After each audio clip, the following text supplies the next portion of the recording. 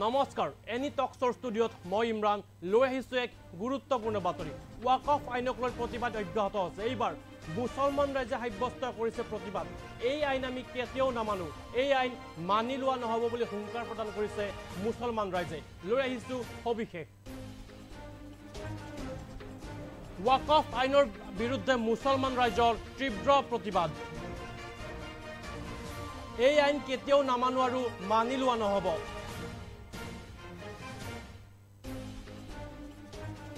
এই আইনখন যিসকল সাংসদে ভোট দি আনিছে তেওঁলোক সংবিধান বিৰোধী ভাৰতৰ সংবিধান বিৰোধী কাম মুছলিম ছাত্ৰ সন্থাই মানি নলয়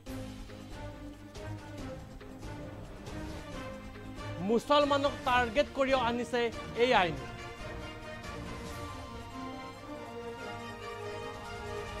মুছলমানক ধ্বংস কৰাৰ পৰিকল্পনাৰে এই আইন আনিছে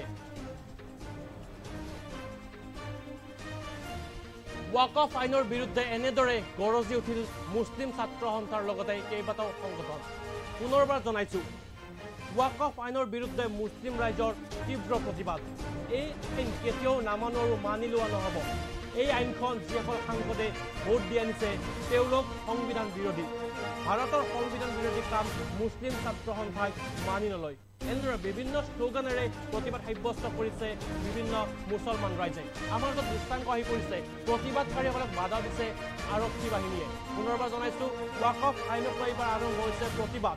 মুছলমানক টাৰ্গেট কৰি এই আইন আনিছে বুলি মন্তব্য প্ৰকাশ কৰিছে প্ৰতিবাদকাৰীসকলে ওয়াকফ আইনৰ বিৰুদ্ধে এনেদৰে গৰজি উঠিল মুছলিম ছাত্ৰ সন্থাৰ লগতে কেইবাটাও সংগঠন মুছলমানক ধ্বংস কৰাৰ পৰিকল্পনাৰে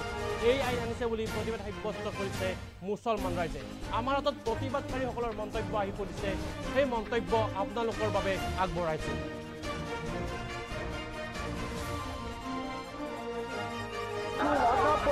আইন আনিছে এই আইনটো সম্পূৰ্ণ মুছলমানক ধ্বংস কৰাৰ আইন আপোনালোকে জানে যে ভাৰতবৰ্ষ এই গোটেই ভাৰতবৰ্ষত অকল মুছলমানক টাৰ্গেট কৰি মুছলমানক ধ্বংস কৰাৰ এটা ষড়যন্ত্ৰ ৰচিছে আপোনালোকে জানে যে ভাৰত স্বাধীন হোৱাৰ পিছত আজিলৈকে মুছলমানৰ ইমান ডাঙৰ ক্ষতি কৰিব পৰা নাই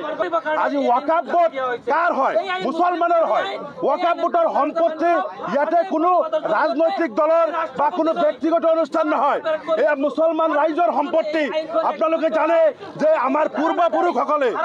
এই সম্পত্তি সম্পূৰ্ণ আল্লাহৰ বাবে দান কৰা সম্পত্তি আৰু এই সম্পত্তিত আমাৰ মছজিদ মাদ্ৰাছা কবৰস্থানৰ কাৰণে আৰু এই ভাৰতবৰ্ষ দেশৰ উন্নতিৰ কাৰণে এই সম্পত্তি আৰু এই সম্পত্তিত আপোনালোকে জানে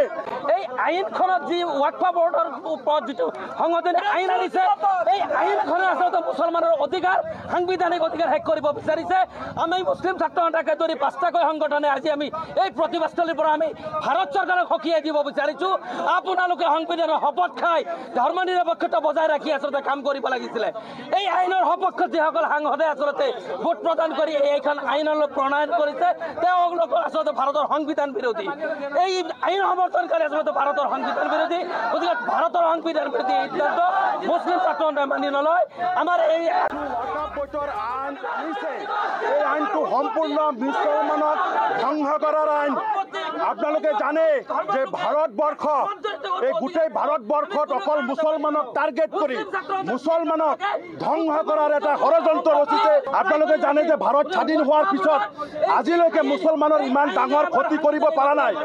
আজি ওয়াকফ বোৰ্ড কাৰ হয় মুছলমানৰ হয় ওয়াকফ বোৰ্ডৰ সম্পত্তি ইয়াতে কোনো ৰাজনৈতিক দলৰ বা কোনো ব্যক্তিগত অনুষ্ঠান নহয় এয়া মুছলমান ৰাইজৰ সম্পত্তি আপোনালোকে জানে যে আমাৰ পূৰ্বপুৰুষসকলে